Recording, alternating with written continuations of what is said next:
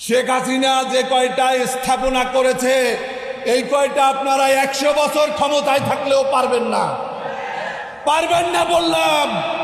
মির্জা ফখরুল ইসলাম আলমগীর সাহেব বলেছেন যে দীর্ঘ 17 বছরে বাংলাদেশে যে উন্নয়ন হয়েছে দীর্ঘ 4 বছরে নাকি তার চেয়ে বেশি হয়েছে।